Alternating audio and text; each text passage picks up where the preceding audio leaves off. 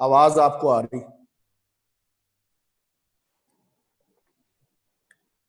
Okay, good.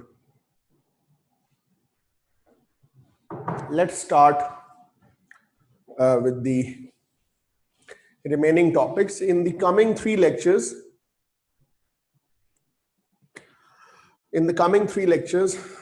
Okay, thank you. In the coming three lectures, we will be talking about the constitutional history of Pakistan. We will be discussing all the amendments in Constitution of Pakistan, the PCOs, the RCOs, the LFOs, and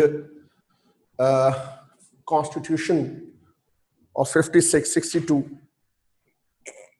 को भी touch करेंगे. And then we can also talk about the cases, different cases that are part of our syllabus. उन पर भी हम बात करेंगे, जैसे मौलवी तमीजुद्दीन खान है, जैसे आसमा जिलानी केस है, 200 केस है, बेगम नुसरत भुट्टो केस है, जफर अली शाह केस है. ये वाले केसेस जो हैं इन पर भी हम बात करेंगे. ठीक है. So let's talk about the constitutional history. आज हम briefly बात करेंगे कॉन्स्टिट्यूशन के ऊपर, और फिर हम आएंगे अमेंडमेंट्स के ऊपर, और फिर हम जाएंगे केसेस की तरफ. ठीक है जी. कॉन्स्टिट्यूशन ऑफ पाकिस्तान 1973 की बेसिस क्या है और पीछे से ये कहां से आ रहा है. So very briefly, government of India act 1935 is the basis of all the constitutions that were promulgated in Pakistan. After the inception of Pakistan, the Indian Independence Act,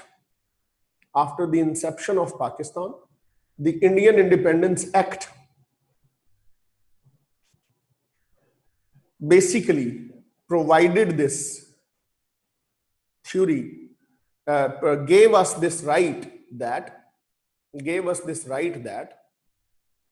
we can amend Government of India Act 1935 according to our wishes. Until we make our new constitution, it shall remain our constitution. उसके बाद हमने पाकिस्तान बनने के बाद, कायदे आजम की death के बाद, प्राइम मिनिस्टर लियाकत अली खान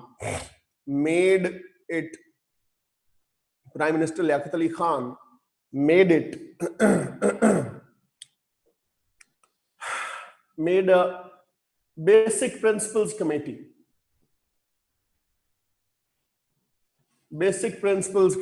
के एक बेसिक प्रिंसिपल्स कमेटी आए जो हमें बताए कि आइन कैसा होना चाहिए, बुनियादी असूल उसके क्या होने चाहिए.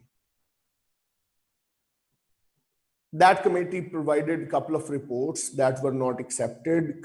Liaquat Ali Khan was also busy in governance. So the pressure was mounting. On one side of the things, there were people who were saying we do not even need a constitution. Quran hai, Sharia hai, kafi hai. These people had street power, nuisance power. On the other side,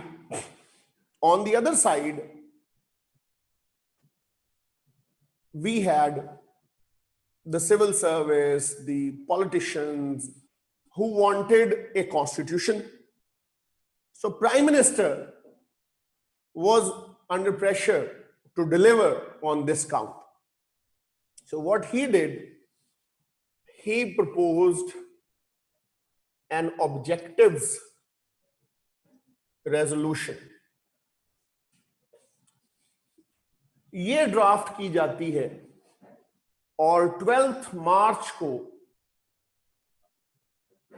1949, on the second last day of the session, जब बाकी सारा important assembly business हो चुका होता है और बंगाल के जो लेजिस्लेटर्स हैं वो बाय शिप वापस जा चुके होते हैं, कराची में असेंबली में करारदाद मकासद प्रेजेंट कर दी जाती है।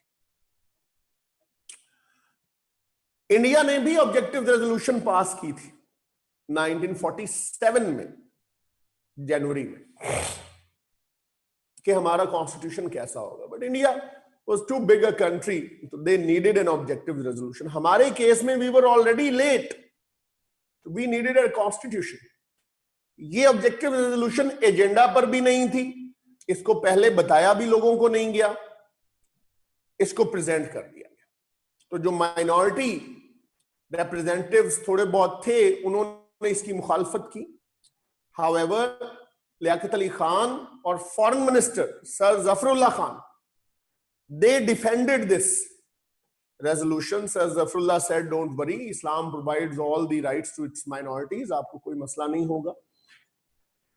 Liaquat Ali Khan said, it is the single most important act, it is the single most important act in history, it is the single most important act in history then other than the independence itself, other than the independence itself. तो इसको फिर उन्हीं 2 दिनों के अंदर पास भी करवा लिया गया। सो इसने कहा यस, इसने सॉवरेनिटी टू अल्लाह ऑलमाइटी इसने दी। सॉवरेनिटी अल्लाह की है, वाइसरेंसी इंसान की है, सॉवरेनिटी अल्लाह की है, वाइसरेंसी इंसान की है। मैंने ये लिख दिया था 12 मार्च 1949, वाइसरेंसी इंसान की है। उस सॉवरेनिटी को पाकिस्तान के अवाम इस्तेमाल करेंगे through their elected representatives under a system of elections. So we made Allah sovereign, we made people sovereign, we made parliament sovereign. हमने कहा सोशल जस्टिस देंगे, इकोनॉमिक इक्वालिटी देंगे, हम जनाब अली एक रवादारी का माहौल पैदा करेंगे, लेकिन ये सारी वेग टर्म्स थी, कैसे करेंगे ये नहीं बताया गया था। ठीक, स्टेट रिलीजन इस्लाम होगा, माइनॉरिटीज के जायज हकूक का तहफ्फुज किया जाएगा, बैकवर्ड क्लासेस के भी जायज हकूक का तहफ्फुज किया जाएगा। ये चीजें जो है ऑब्जेक्टिव रेजोल्यूशन का पार्ट थी।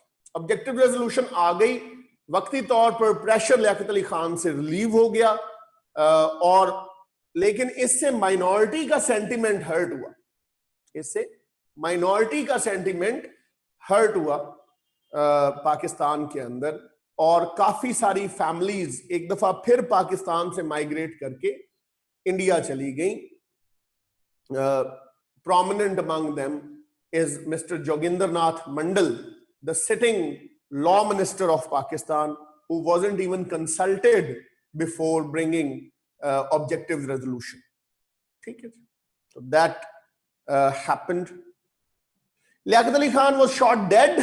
उनके जाने के बाद ख्वाजा नाज़मुद्दीन और फिर अमेरिका से बुलाकर मोहम्मद अली बोगरा, हमारे अमेरिका में एम्बेसडर थे, उन्हें वहां से बुलाकर पाकिस्तान का प्राइम मिनिस्टर लगा दिया गया। बोगरा साहब came up with his own formula of constitution.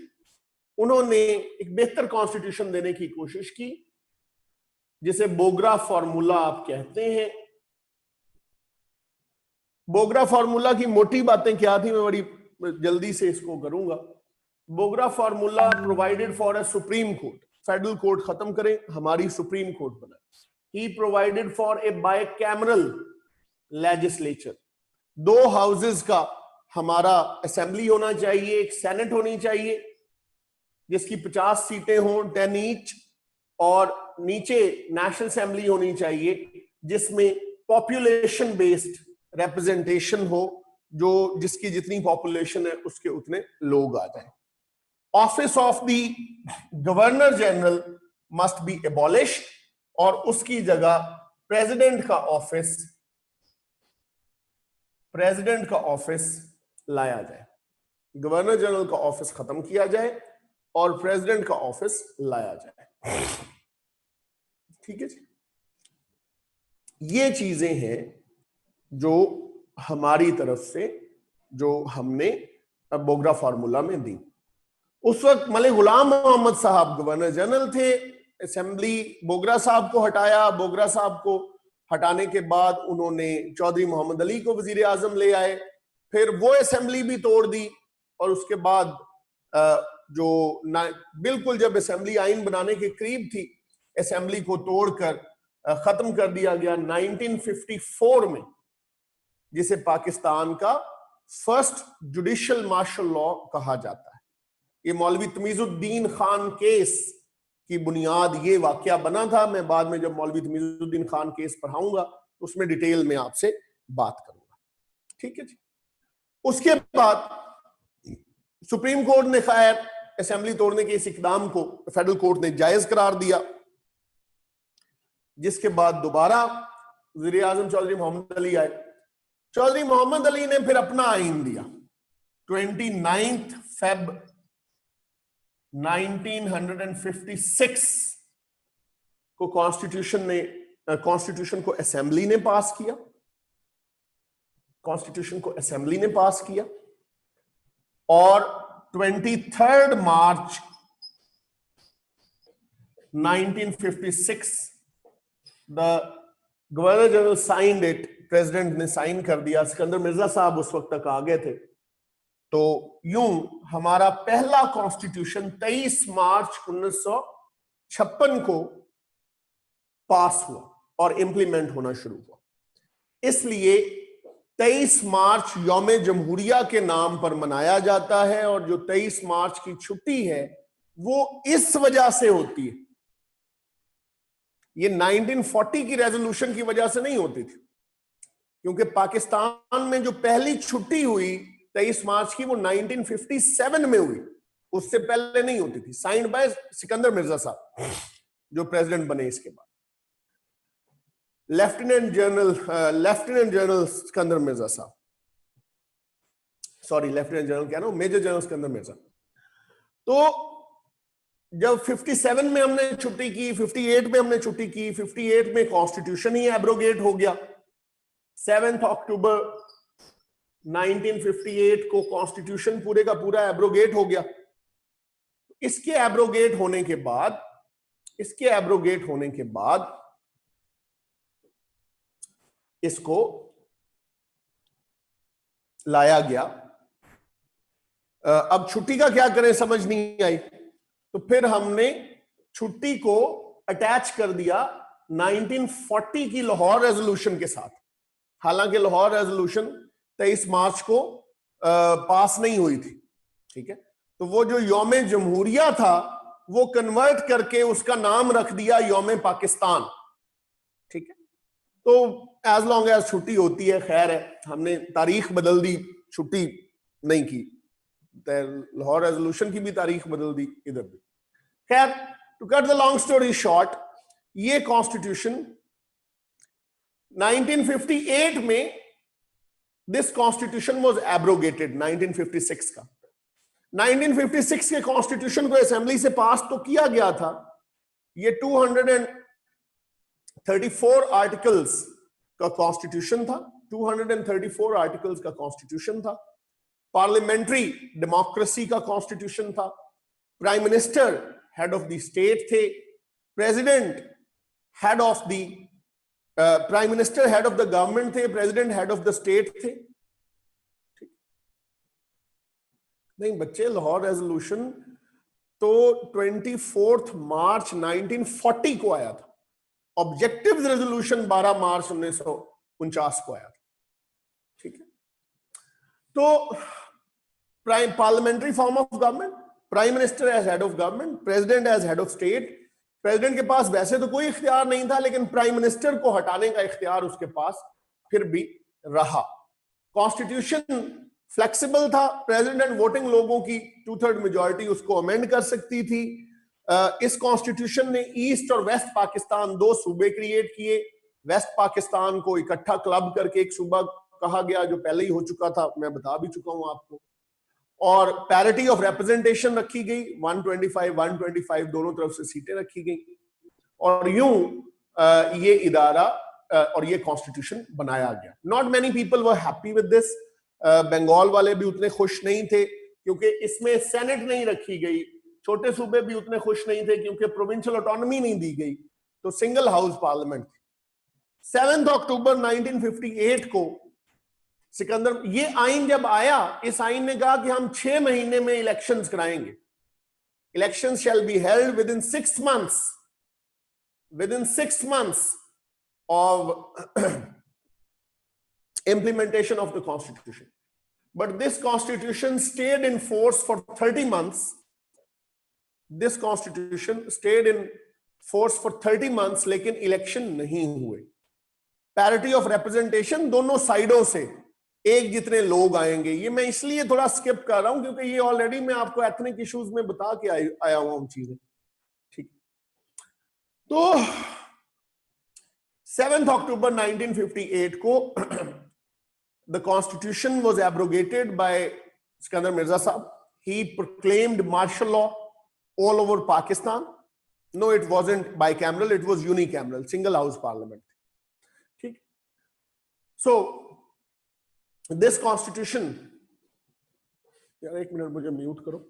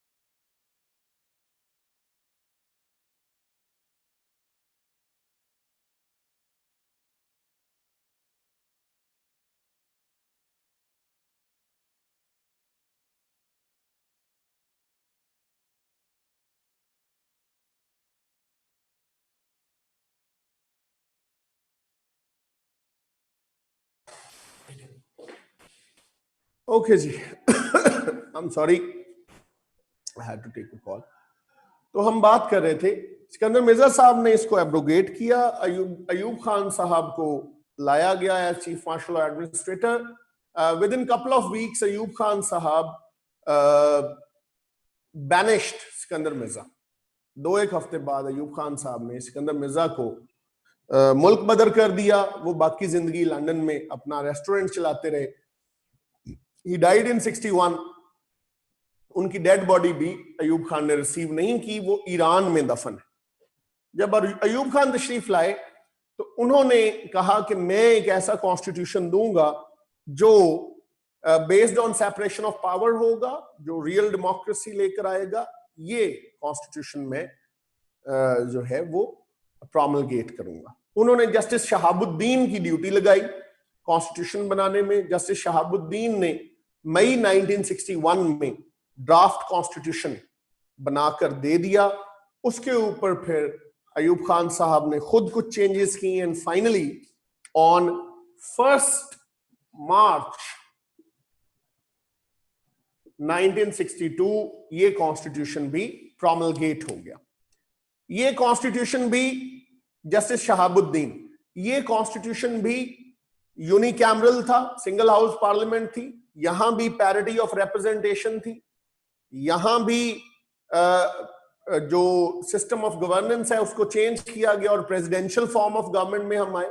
There was no prime minister in this constitution. There was a house but there was no leader of the house. President साहब थे। President all in all थे। Budget assembly में आने से पहले president साहब के पास आना चाहिए था। प्रेसिडेंट इंडिपेंडेंटली इलेक्ट होते थे। प्रेसिडेंट साहब को इलेक्ट करने के लिए एक इलेक्टोरल कॉलेज बनाया गया था जिसको बेसिक डेमोक्रेसीज कहते थे, बीडी मेंबर्स या बेसिक डेमोक्रेसीज कहते थे। ये 40-40 हजार दोनों सूबों में थे। मैं और आप जो वोट करते थे वो इन लोगों को मिलता था और ये फिर प्रेसिडेंट को इलेक्ट करते थे। तो प्रेसिडेंट एक पावरफुल प्रेसिडेंट के तौर पर आए। असेंबली उन्हें इंपीच तो कर सकती थी, असेंबली उन्हें इंपीच तो कर सकती थी। छोटी असेंबली थी, 150 लोगों की असेंबली थी, 150 प्लस 6 विमेन, तो 156 लोगों की असेंबली थी। इसका 1/3 चाहिए था, 1/3 चाहिए था इंपीचमेंट स्टार्ट करने के लिए, यानी 52 मेंबर्स के सिग्नेचर्स चाहिए थे इंपीचमेंट स्टार्ट करने के लिए, और 2/3 चाहिए था इंपीचमेंट को कामयाब बनाने के लिए। यानी आउट ऑफ 156 104 मेंबर्स चाहिए थे सदर को घर भेजने के लिए। लेकिन अगर इंपीचमेंट स्टार्ट हो जाती और आप वो 104 मेंबर्स नहीं ला पाते तो क्या होता? ये जो 52 मेंबर्स हैं जिन्होंने इनिशिएशन के लिए सिग्नेचर्स किए हैं, ये सारे डिस्क्वालीफाई हो जाते, ये सारे डिस्क्वालीफाई हो जाते। ठीक है जी। तो ये भी एक मसला रहा। या मुझे समझ नहीं आ रही आप क्या कह रहे हैं? एंड ऑफ द लेक्चर आप मुझसे पूछिए, फिर मैं आपको एक्सप्लेन करता हूं। ठीक है जी। तो इसलिए इस कॉन्स्टिट्यूशन को कहा जाता है a constitution of Ayub Khan by Ayub Khan for Ayub Khan. इस कॉन्स्टिट्यूशन को मंजूर नहीं कराया गया कहीं से, उन्होंने खुद ही प्रोमलगेट कर दिया। इस कॉन्स्टिट्यूशन के बाद जो असेंबली बनी उस असेंबली में लाकर इसको इंडोर्स करवाया गया। शुरू में इंप्लीमेंट करते हुए इसको किसी से नहीं पूछा गया। One fine morning Ayub Khan ने लोगों से कहा कि ये आपका आइन है। ठीक, इस आइन में इलेक्शंस अयूब खान ने करवाए। मोहतरमा फातिमा जिन्ना को हराया गया और अयूब खान पावर में आए। मोहतरमा फातिमा जिन्ना वो पहली पाकिस्तानी खातून है जिन पर गद्दार और इंडियन एजेंट होने का इल्जाम लगा था, जिन पर गद्दार और इंडियन एजेंट होने का इल्जाम लगा था, कायदे आजम की जो सिस्टर। खैर वो टॉपिक नहीं है। ये कॉन्स्टिट्यूशन फिर एब्रोगेट होता है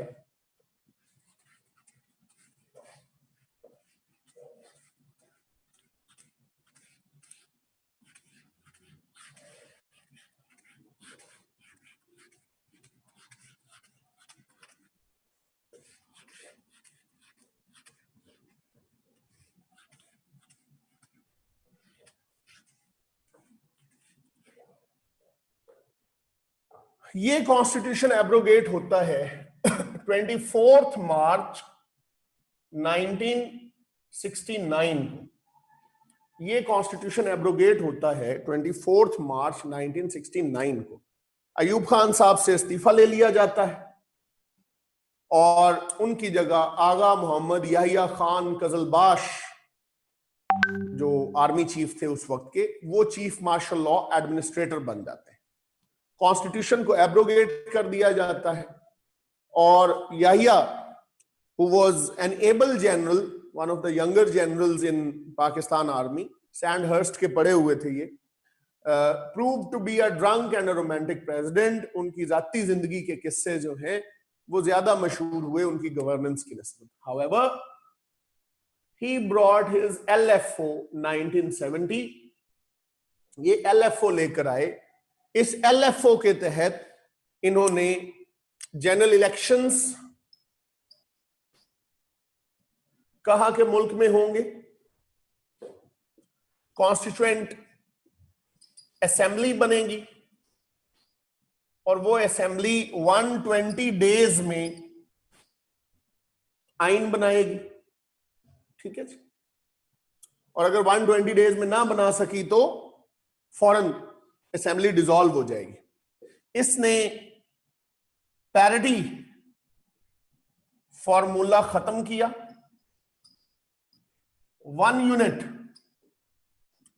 को तोड़ा, सूबे बहाल कर दिए गए, प्रोविंसेस बहाल कर दिए गए और पैरिटी भी खत्म कर दी गई। एक असेंबली क्रिएट की गई 300 लोगों की, उसमें 162 ईस्ट पाकिस्तान को दिए गए सीटें और 138 रिमेनिंग 4 प्रोविंसेस को दी गई, रिमेनिंग 4 प्रोविंसेस को दी गई। ठीक है जी। तो इस लॉ के तहत इलेक्शन कराया गया, जो इलेक्शन अवामी लीग ने जीता। Out of 162 seats they scored 160 seats, लेकिन उन्हें वेस्ट पाकिस्तान में कोई सीट नहीं मिली। वेस्ट पाकिस्तान वालों को ईस्ट में कोई सीट नहीं मिली।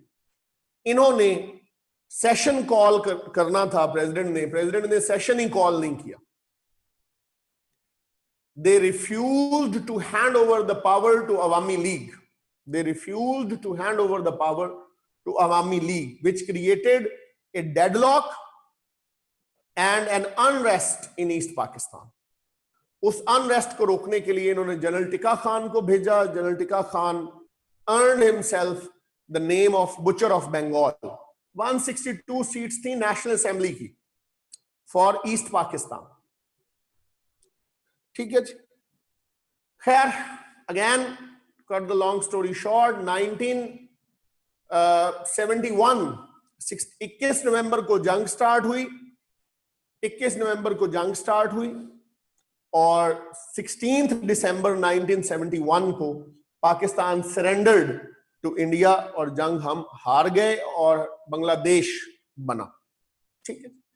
बाकी मानदा पाकिस्तान में पीपल्स पार्टी, जो वेस्ट पाकिस्तान में ज्यादा सीटें रखती थी, 82 सीटें रखती थी, पीपल्स पार्टी ने जो है वो सीटें इसके अंदर जीती थी। उन्हें इक्तदार हैंडओवर कर दिया गया। याहिया खान भी रिजाइन करके घर चले गए, बल्कि उनसे भी रेजिग्नेशन ले लिया गया। उसके बाद भुट्टो साहब civilian chief martial law administrator बने, दुनिया के पहले और only chief martial law, civilian chief martial law administrator. इन्होंने फिर पहले एक इंटरम कॉन्स्टिट्यूशन बनाया,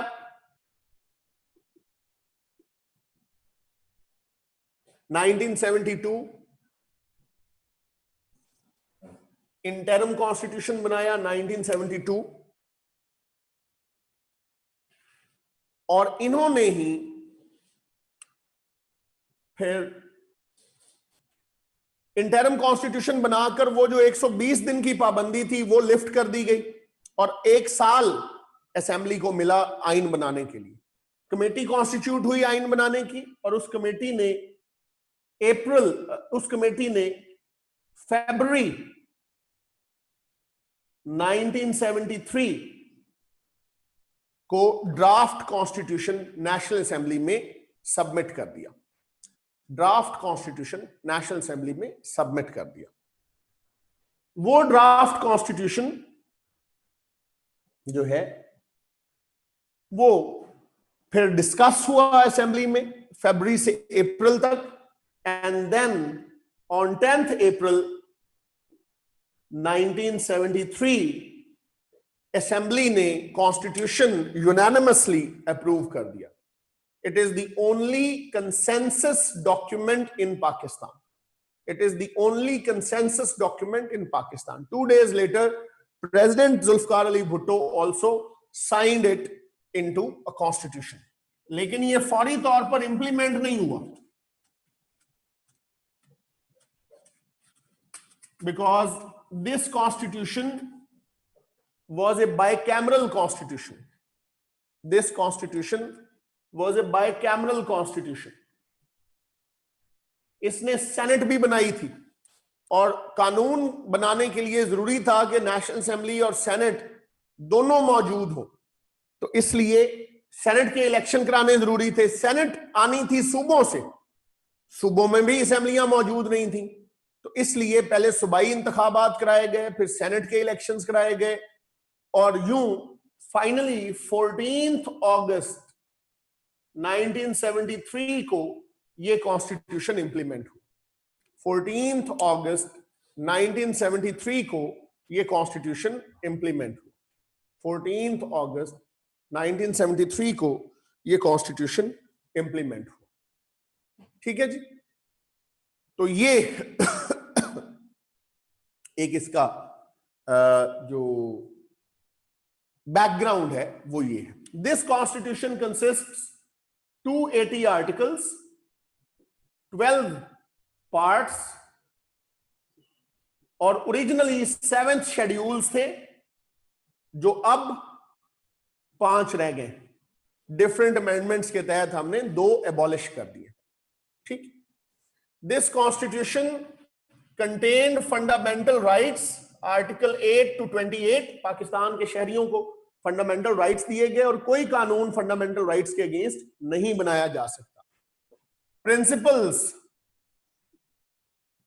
ऑफ पॉलिसी दिए गए हैं, आर्टिकल 29 to 40 जो नेशनल इंटीग्रेशन की बात करते हैं, सबको साथ मिलाकर चलाने की बात करते हैं, इस्लामिक वे ऑफ लाइफ की बात करते हैं। प्रिंसिपल्स ऑफ पॉलिसी याद रखिए गाइडलाइंस होती हैं, ये operative part of the constitution नहीं होता। गाइडलाइंस होती हैं, operative part of the constitution नहीं होता। ठीक है, तो इसलिए ये इस तरह से ही होगा। नहीं जी, प्रोविंशियल असेंबलीज नहीं थी या के एलएफओ में। Once the constitution was made by the national assembly, फिर प्रोविंशियल असेंबलीज बननी थी उस आइन के तहत। ठीक है जी, तो ये कॉन्स्टिट्यूशन में रखा गया। Constitution parliamentary form of government था, पार्लियामेंट्री फॉर्म ऑफ गवर्नमेंट था। मैं इसकी तरफ आता हूं जी।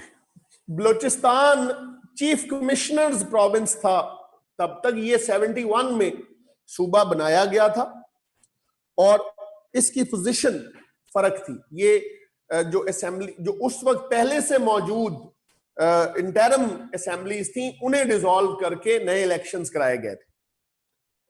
खैर, तो वापस आते हैं। 1973 के कॉन्स्टिट्यूशन में prime minister head of the government था, प्रेसिडेंट एक नॉमिनल हेड था, जैसे ममनून हुसैन या आरिफ अलवी साहब है, इस तरह का प्रेसिडेंट था।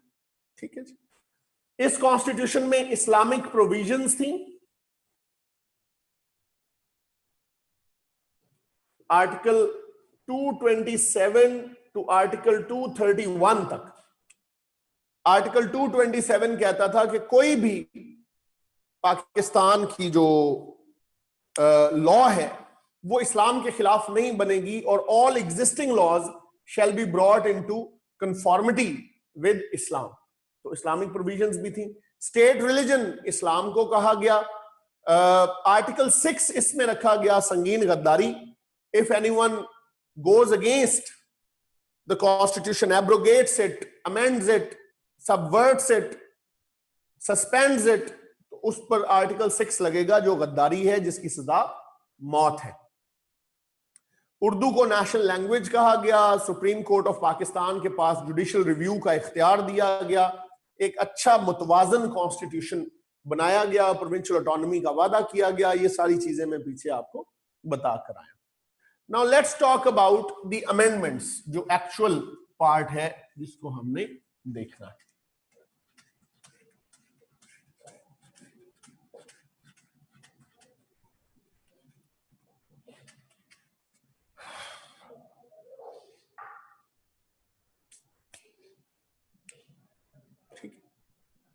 अमेंडमेंट्स,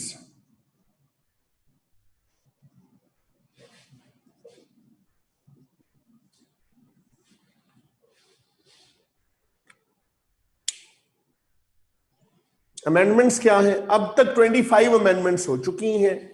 8th, 18th और 25th इंपॉर्टेंट अमेंडमेंट्स है। नहीं, 26th नहीं हुई, 25 हुई है। 26th सिर्फ नेशनल असेंबली से अभी पास हुई है, वो अभी सेनेट में पेंडिंग है। ये मैंने आपको बताया था जब मैंने फाटा रिफॉर्म्स आपके साथ डिस्कस की थी, मैंने तब भी ये सबमिट किया था। ठीक है जी, अब आगे चलते हैं। तो first 7 amendments were done in Bhutto साहब ज़ेरा। पहली 7 अमेंडमेंट्स पहले 4 साल में ही हो गई थी, भुट्टो साहब के इरा में ही हो गई थी। तो 1 बाय 1 उनको देखते हैं। Amendment number 1 was acceptance of Bangladesh. Acceptance of Bangladesh. ठीक है जी, ये मई 1974 में हमने की। मई 1974 में हमने की, क्योंकि इस्लामी सरबराही कॉन्फ्रेंस होने जा रही थी। हमने ओरिजिनल कॉन्स्टिट्यूशन जो बनाया था उसमें हमने ईस्ट पाकिस्तान का जिक्र किया था, और हमने कहा था कि once the Indian occupation ends from East Pakistan, तो ये वाला आइन हम वहां भी लगा देंगे। हालांकि बांग्लादेश तब तक बन चुका था, हम इंस्ट्रूमेंट ऑफ सरेंडर साइन कर चुके थे, बांग्लादेश ओआईसी का मेंबर भी बन चुका था, लेकिन हमने अपनी पब्लिक को यही दिखाया हुआ था। तो अब इस्लामी सरबराही कॉन्फ्रेंस में बांग्लादेश ने आना था, तो हमने एज ए होस्ट उनको वीजास जारी करने थे। वो हो नहीं सकता था जब तक हम उन्हें रिकॉग्नाइज ना करते। तो फिर हमने इस्लामी सरबराही कॉन्फ्रेंस के मौके को इस्तेमाल करते हुए बांग्लादेश को रिकॉग्नाइज किया, और हमने आर्टिकल 1 अमेंड किया कॉन्स्टिट्यूशन का, और नाम ईस्ट पाकिस्तान जो लिखा हुआ था वहां वो एक्सपंज कर दिया। सेकेंड अमेंडमेंट भी 1974 में ही हुई। ये था when Ahmadis, September 1974, Ahmadis were declared non Muslims. Ahmadis were declared non Muslims. Ahmadis को नॉन मुस्लिम डिक्लेयर कर दिया गया। अहमदीज को नॉन मुस्लिम डिक्लेयर कर दिया गया। ठीक है जी, ये अलग डिबेट है कि एक रेवलेशन बेस्ड रिलीजन के ऊपर यहां बैठकर आप किसी को मुस्लिम या नॉन मुस्लिम डिक्लेयर कर सकते हैं या नहीं।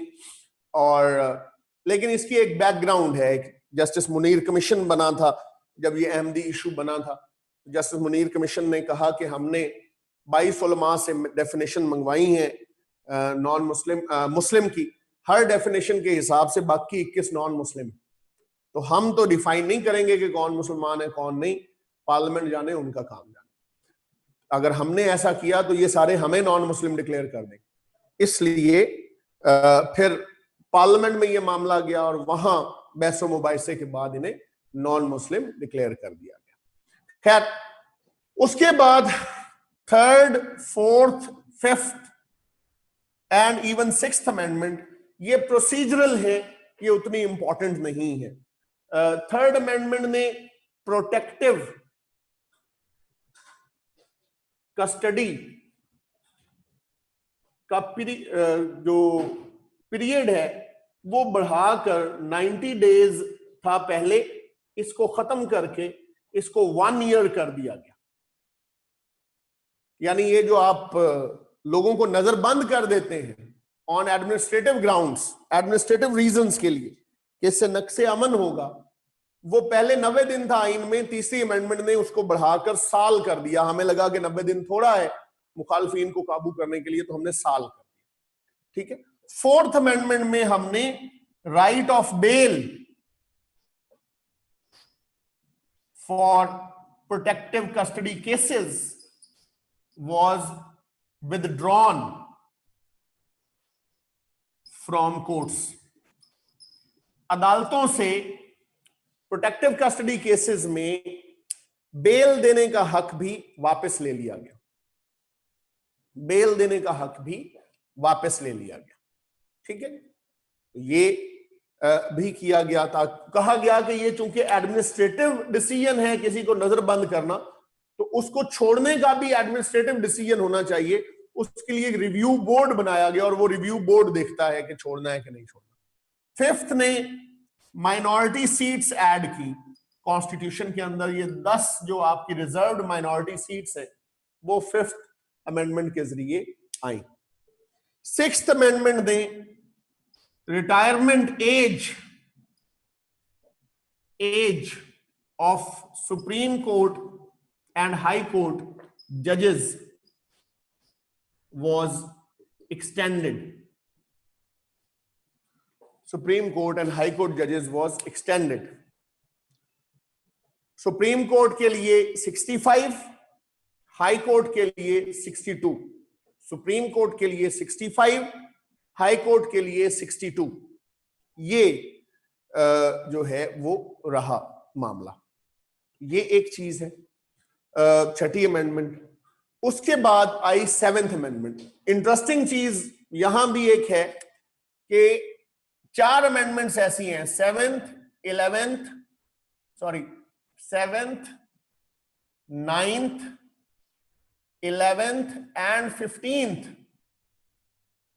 जो गिनी भी जाती हैं, पढ़ी भी जाती हैं, पढ़ाई जाती हैं, लेकिन ये इंप्लीमेंट कभी नहीं हुई थी। ये इंप्लीमेंट कभी नहीं हुई थी। तो seventh amendment is one of them. ऐसी ही एक अमेंडमेंट सेवेंथ अमेंडमेंट भी है। 1977 के इलेक्शंस हुए, भुट्टो साहब पर इल्जाम लगा धांधली का। उस धांधली के नतीजे में असेंबली में सपोर्ट कम पड़ी। भुट्टो साहब ने एक अमेंडमेंट इंट्रोड्यूस करवाई सेनेट में, इसको सेनेट ने पास कर दिया था।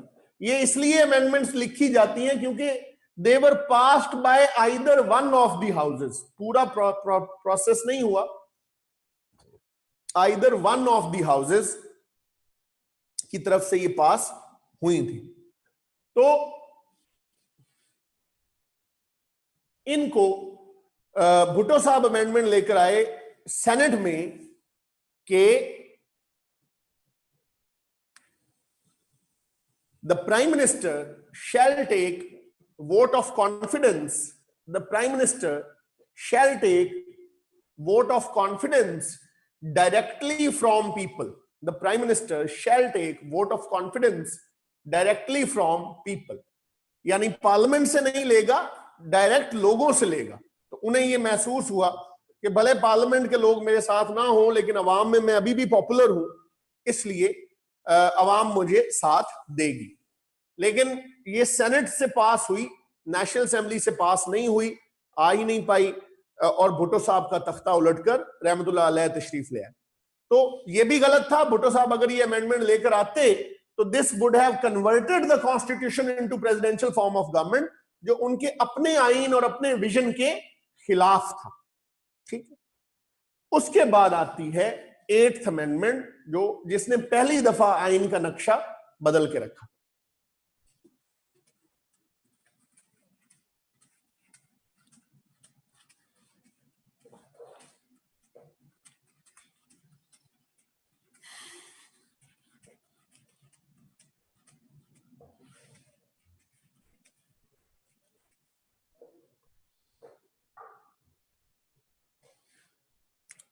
एट्थ अमेंडमेंट क्या थी? पहले तो रहमतुल्लाह अलैह served as chief martial law administrator, उसके बाद 81 में यस ज़ियाउल हक रहमतुल्लाह अलैह, उसके बाद 81 में उन्होंने एक रेफरेंडम करवाया पाकिस्तान में। उन्होंने उस रेफरेंडम के जरिए कहा क्या आप पाकिस्तान में निज़ाम मुस्तफ़ा चाहते हैं, क्या आप पाकिस्तान में निज़ाम मुस्तफ़ा चाहते हैं। हाँ का मतलब है मैं ज़ियाउल हक सदर रहूंगा, और ना का मतलब है आप सारे मुर्तद हैं। तो ये एक क्वेश्चन लोगों को दिया गया, क्या आप पाकिस्तान में निज़ाम मुस्तफ़ा चाहते हैं। ऑब्वियसली लोगों ने जो गए उन्होंने यस लिखा, बाकी गए ही नहीं। तो ही self proclaimed himself the president of the country. ठीक है, जब ये तशरीफ लाए थे तो इन्होंने एक पीसीओ दिया था, PCO provisional constitution order, provisional constitution order, यानी जब आइन नहीं होगा तो इसके तहत मुल्क चलेगा, पीसीओ के तहत। ठीक है, जिसके तहत असेंबलियां सारी तहलील कर दी गई थी, आइन सस्पेंड कर दिया गया था। ये बाद की बात है, आइन सस्पेंड कर दिया गया था और एब्रोगेट नहीं हुआ था, सस्पेंड हुआ था, और ये मार्शल एडमिनिस्ट्रेटर बने थे। उसके बाद ये सदर बने, चला मुल्क। 85 तक 84 तक इन पर प्रेशर आया इंटरनेशनली के सम सॉर्ट ऑफ डेमोक्रेसी आप लेकर आए। तो इन्होंने फिर एक ऑर्डर निकाला जिसे आरसीओ कहा जाता। आरसीओ 1984 या इंप्लीमेंट हुआ था 1985 में। RCO revival of constitution order, revival of constitution order के वापस आइन को लाने का ऑर्डर। ठीक है, ये रिवाइवल ऑफ कॉन्स्टिट्यूशन ऑर्डर जो है, इसमें क्या रखा गया। नंबर 1, एक तो इसमें objective resolution was made part of the constitution, जो पहले सिर्फ प्रीएम्बल थी, तो आर्टिकल 2A ऐड हो गया। और लेकिन इसमें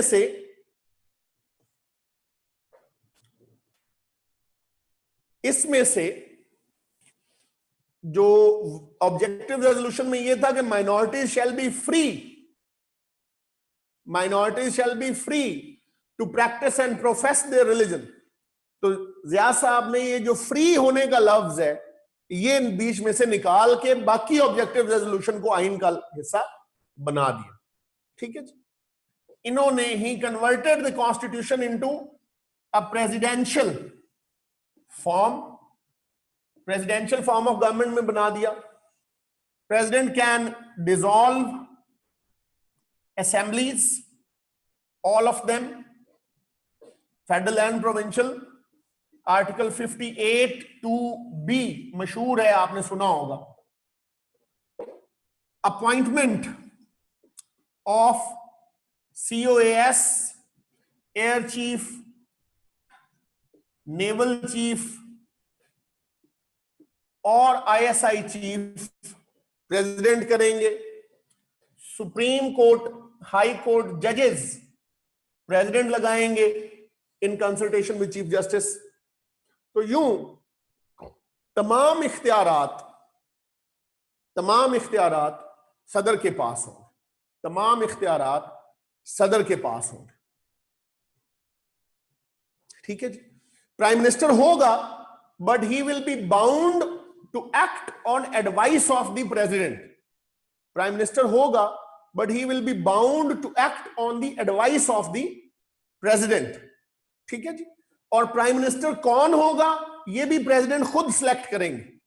पार्टी सिस्टम पाकिस्तान में से खत्म कर दिया गया, और इलेक्शंस उन्होंने कहा ऑन नॉन पार्टी बेसिस होंगे, नॉन पार्टी बेसिस इलेक्शंस होंगे। वो पीपल्स पार्टी को भी इलेक्शन से बाहर रखना चाहते थे और वजीर आजम भी अपनी मर्जी का लाना चाहते थे, इसलिए नॉन पार्टी बेस्ड इलेक्शंस रखे गए। इंटरम गवर्नमेंट का कॉन्सेप्ट भी यही लेकर आए। ओरिजिनल कॉन्स्टिट्यूशन में इंटरम गवर्नमेंट का कॉन्सेप्ट नहीं था, दुनिया के ज्यादातर मुल्कों में इंटरम गवर्नमेंट का कॉन्सेप्ट नहीं है। तो इंटरम वजीर आजम को भी सदर खुद सिलेक्ट करेगा, कोई और सिलेक्ट नहीं कर सकता। ठीक, फेडरल शरीयत कोर्ट और शरीयत एपलेट बेंच क्रिएट किया गया। हाई कोर्ट की सतह पर फेडरल शरीयत कोर्ट बनाई गई कि शरीयत के मुताबिक फैसले करेगी, और सुप्रीम कोर्ट की सतह पर शरीयत एपलेट बेंच बनाया गया कि ये अपीलें सुनेगा। अब मजे की बात यह है कि आइन का आर्टिकल 227 कहता है कि इस्लाम के खिलाफ कोई चीज नहीं हो सकती। ऑलरेडी आप सारे जानते हैं इंटरिम गवर्नमेंट निगरान हुकूमत है फ्रिया, ये सिंपल है। निगरान हुकूमत जो एक इलेक्शन के जो एक मुद्दत खत्म होने के बाद आती है और इलेक्शन करा के चली जाती है। Care taker setup, care taker setup, इस तरह समझ लें, आसानी हो जाएगी। तो मैं ये बता रहा था कि अगर इस्लाम के मुताबिक कुछ नहीं हो सकता। अब सवाल ये है कि अगर पहले वाली अदालतें शरई हैं तो नई अदालतों की जरूरत क्या है, और अगर पहले वाली अदालतें गैर शरई हैं तो वो एग्जिस्ट क्यों करती हैं, उन्हें खत्म हो जाना चाहिए। ठीक है, शरीयत एपलेट बेंच, SAB मींस शरीयत एपलेट बेंच, ये सुप्रीम कोर्ट में बनाया गया। बेसिकली ये फेडरल शरीयत कोर्ट और शरीयत एपलेट बेंच बनाए गए थे उन जजेस को के लिए पार्किंग लॉट्स जो जजेस बात नहीं मानेंगे, क्योंकि जजेस को निकालने का और कोई तरीका नहीं था, उन्हें ट्रांसफर कर दिया जाए इन जगहों के ऊपर, तो वहां खाली बैठे रहेंगे। फेडरल शरीयत कोर्ट ने और शरीयत एपलेट बेंच ने 1985 से आज तक किसी को एक भी कन्विक्शन, एक भी सजा नहीं दी, विच टेल्स यू कि ये एक बोझ है नेशनल एक्सचेकर के ऊपर। लेकिन चूंकि इनके साथ शरीयत का लफ्ज अटैच है, आप इनका कुछ कर नहीं सकते। ठीक है, ये भी वो लेकर आए जिया साहब कॉन्स्टिट्यूशन में। जिया साहब ने सेनेट की सीटें भी इनहैंस की, सेनेट की सीट्स भी इनहैंस्ड की। ठीक है, सीटें इनहैंस की थी। सीटें क्यों? हर डिक्टेटर आकर सीटें इनहैंस करता है। जमहूरी दौर में आप ये नहीं देखेंगे। डिक्टेटर्स इसलिए सीटें इनहैंस करते हैं क्योंकि सेनेट एक परमानेंट हाउस होता है, सेनेट को गिराया नहीं जा सकता, सेनेट को तोड़ा नहीं जा सकता। तो डिक्टेटर्स 10 साल भी रहे, 10 साल बाद भी वो आएंगे तो वही पुरानी सेनेट के साथ काम चलाना पड़ेगा। तो पुरानी सेनेट में पुराने सेनेटर्स होंगे तो वो शायद कॉन्स्टिट्यूशनल अमेंडमेंट जो डिक्टेटर्स आके करते हैं उसको सपोर्ट ना करें। तो हमेशा इतने सेनेट की नई सीटें जरूर क्रिएट की जाती हैं जिनसे वो कॉन्स्टिट्यूशनल अमेंडमेंट अपनी पास कराने के लिए मुकर्ररा जो उन्हें नंबर चाहिए वो पूरा हो जाए। तो इन्होंने भी इनहैंस की। उसके बाद ये 83 पर ले गए सीटें 67 से। उसके बाद आर्टिकल 270 के साथ एक आर्टिकल 270A ऐड किया गया। इसने कहा मैं जनरल जियाउल हक, मुझे मेरे किए गए किसी काम के लिए पाकिस्तान की कोई अदालत कभी भी, अब या मेरे जाने के बाद, कभी भी बुला नहीं सकती, मुझसे पूछ नहीं सकती। इसने पावर में होते हुए ही अपने आप को इंडेमनीफाई करवाया, इंडेमनीफाई करवाया। तो दिस अगेन टेल्स यू कि अदालतों को ये क्या समझते हैं या उससे क्या आपको आइडिया मिलता है, how much respect of courts do they have. ये बैड़े चंगे जैसे भी हैं, सियासतदान ही मार खाते हैं और वही अदालतों के सामने जाते हैं और प्रोसेस का हिस्सा बनते हैं। तो इन्होंने ये सारी चीजें आइन में ऐड कर दी और आइन का हुलिया अपसाइड डाउन चेंज करके रख दिया। ठीक है जी। अब इसके तहत उन्होंने इलेक्शंस कराए 1985 के नॉन पार्टी बेस्ड इलेक्शंस। इन इलेक्शंस के तहत Mohammad Khan Junejo, a little known politician, a big nobody from Sindh, उन्हें सिलेक्ट किया गया, वजीर आजम बनाया गया और उन्हें मैसेज दिया गया कि आप वजीर आजम हैं लेकिन आपने अपने आप को वजीर आजम समझना नहीं है। आप वजीर आजम हैं लेकिन अपने आप को आपने वजीर आजम समझना नहीं है। इसलिए वो आए, वजीर आजम बन गए और जो पहला काम उनसे करवाया गया वो इस आरसीओ को एज इट इज इंडोर्स करना था। इस आरसीओ को एज इट इज इंडोर्स करना था। तो यही आरसीओ आपकी 8th अमेंडमेंट बन गया। यही आरसीओ आपकी 8th अमेंडमेंट बन गया। ठीक है जी, 85 में यही आरसीओ आपकी 8th अमेंडमेंट बन गया। जुनेजो साहब की असेंबली ने इसको कॉमा फुल स्टॉप चेंज किए बगैर इंडोर्स कर लिया। यूं एक क्वाज़ाई डेमोक्रेटिक एक मिक्स्ड सी गवर्नमेंट चल पड़ी, जहां ऊपर ऑल पावरफुल प्रेसिडेंट बैठा है, नीचे एक नॉन पार्टी बेस्ड बैठी है नेशनल असेंबली और प्राइम मिनिस्टर, और आइन जो है वो दोबारा रिवाइव कर दिया गया है। इस दौरान चेंज ये हुआ कि now Ziaul Haq was no more army chief, army chief नीचे और आ गए। उसके बाद ग्रेजुअली ये हुआ कि जुनेजो साहब ने अपने आप को वजीर आजम समझना शुरू कर दिया, छोटी छोटी नाफरमानियां शुरू की। ओजड़ी कैंप हुआ तो उन्होंने कहा मैं इंक्वायरी कराऊंगा फौज में उन जिम्मेदार लोगों के खिलाफ जिनकी वजह से सिविलियन जाने गई हैं और इतना नुकसान हुआ है। ओजड़ी कैंप रावलपिंडी पे जब मिसाइल्स और बॉम्ब्स गिरे थे, तो ये बड़ी गुस्ताखी थी।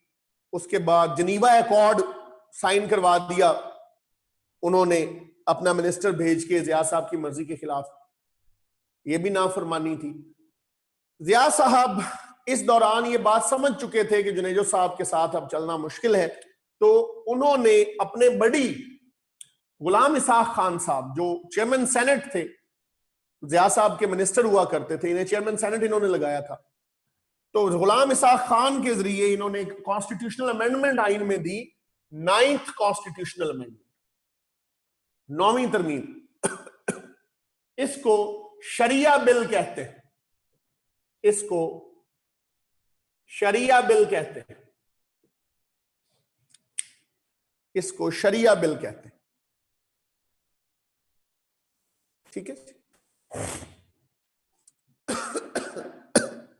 शरिया बिल। ये शरिया बिल क्या था? ये शरिया बिल ये कहता था कि जनरल ज़ियाउल हक साहब ताहयात अमीरुल मोमिनीन होंगे, सदर पाकिस्तान रहेंगे, उन्हें हटाया नहीं जा सकेगा। शरिया लॉ, इस्लाम का कानून ही पाकिस्तान का कानून होगा। ये आइन, ये अदालतें, ये सुप्रीम कोर्ट, ये असेंबलियां सब खत्म हो जाएंगी। ज़िया साहब खुद अपनी मजलिस शूरा सिलेक्ट करेंगे और एक उलेमा का बोर्ड बनाया जाएगा जो अमीरुल मोमिनीन को मशवरा देगा whether a certain law is Islamic और नॉट, और उसके मुताबिक फैसले हों। ये अमेंडमेंट सेनेट ने पास कर दी, सेनेट ने पास कर दी, लेकिन ये नेशनल असेंबली में स्टक हो गई। जुनेजो साहब और उनके हामी ग्रुप जो था, जुनेजो लीग जो बाद में कहलाया, ये ग्रुप जो है इसके अगेंस्ट स्टैंड कर गया कि कॉन्स्टिट्यूशन इज ऑलरेडी इस्लामिक, आप ये पर्सन स्पेसिफिक अमेंडमेंट है, हम इसे अलाउ नहीं करेंगे। ठीक है जी, तो ये भी मसला ऑलरेडी चल रहा था। इस दौरान एक 10वीं तरमीम भी आई, 10th अमेंडमेंट, वो इतनी इंपॉर्टेंट नहीं है और अब उसको याद करना भी जरूरी नहीं है क्योंकि उसका इंपैक्ट खत्म हो गया। वो ये बताती थी कि एक असेंबली के सेशन से दूसरे असेंबली के सेशन में ज्यादा से ज्यादा वक्फा कितना हो सकता है, तो वो 130 डेज रखा गया था, जो अब खत्म हो गया, 120 डेज 18th अमेंडमेंट ने कर दिया। ठीक है, तो 1988 को मई 1988 को ज़िया साहब ने जुनेजो साहब की गवर्नमेंट को घर भेज दिया, छुट्टी कर दी उसकी, और वापस खुद बिला शिरकत गैरे एक पावरफुल प्रेसिडेंट के तौर पे उन्होंने मुल्क चलाना शुरू कर दिया।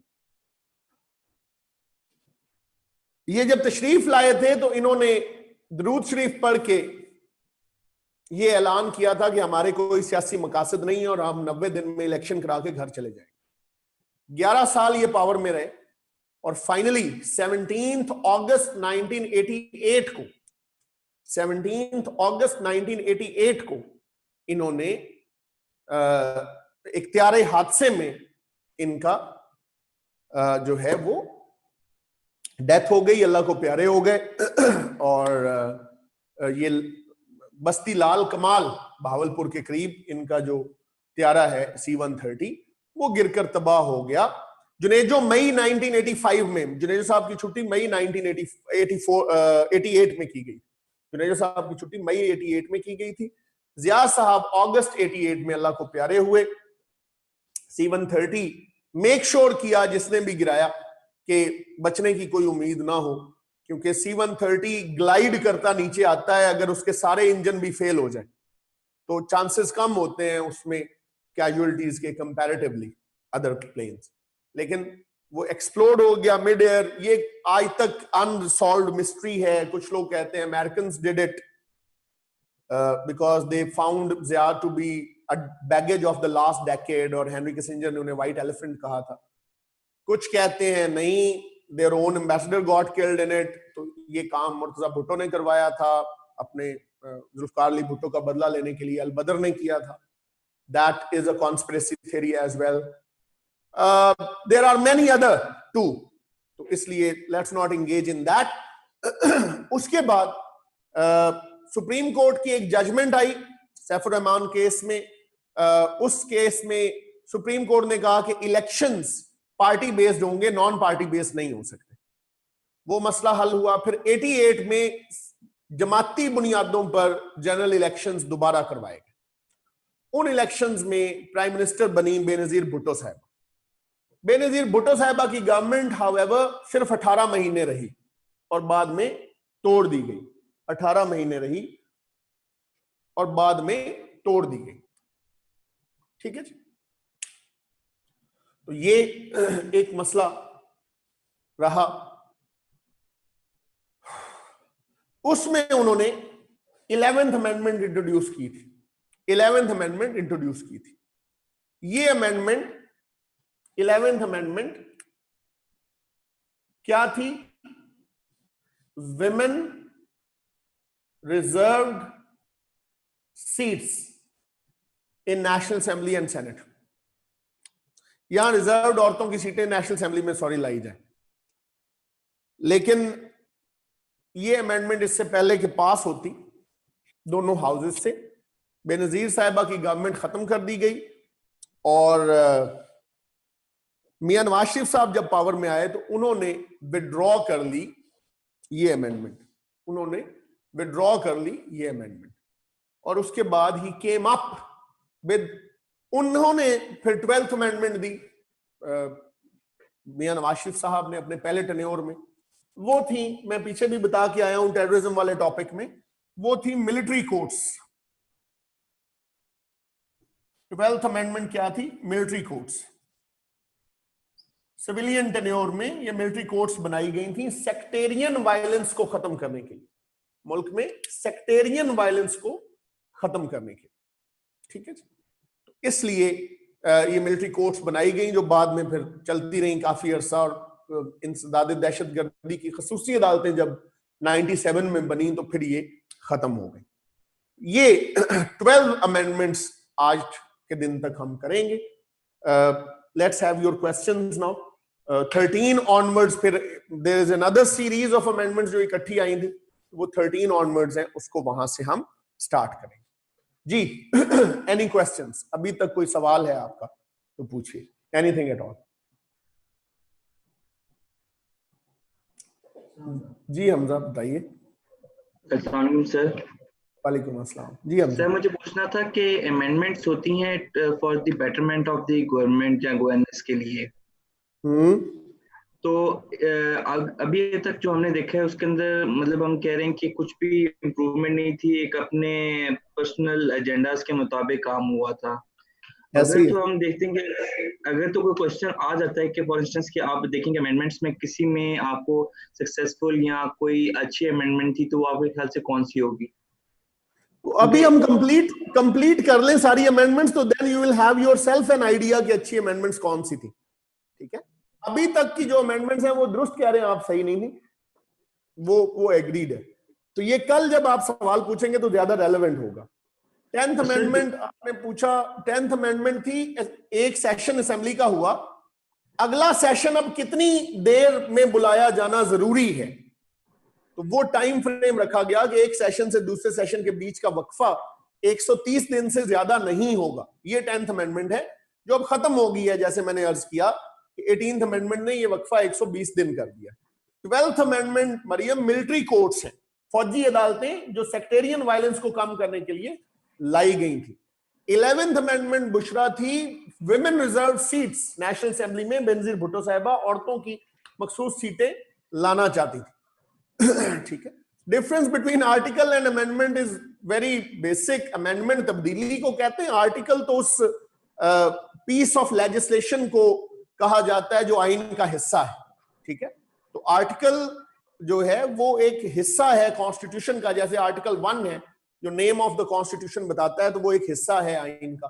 आर्टिकल 2 है जो स्टेट रिलीजन बताता है तो वो एक हिस्सा है आइन का। अमेंडमेंट्स तो उन आर्टिकल्स की लैंग्वेज में अमेंड करना, कोई नया आर्टिकल ऐड कर देना, इन आर्टिकल्स में से किसी को निकाल देना, खत्म कर देना, ये अमेंडमेंट कहलाता है। ठीक है,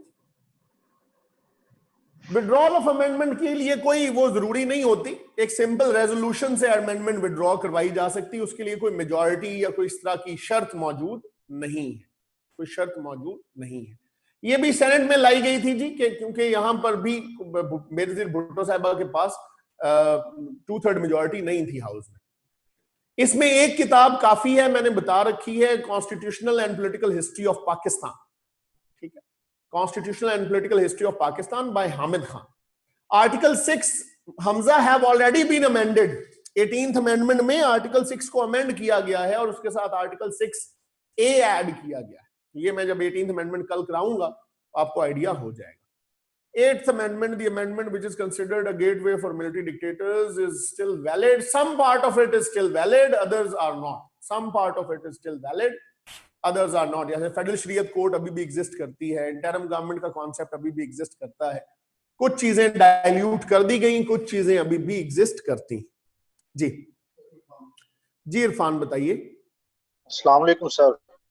जी जी सर, ये 1 जून 1962 वाला, वो उसमें आपने थोड़ा बहुत भी नहीं जिक्र किया, वो क्या था? फिर वो वैसे हिस्ट्री में गुजर गया है।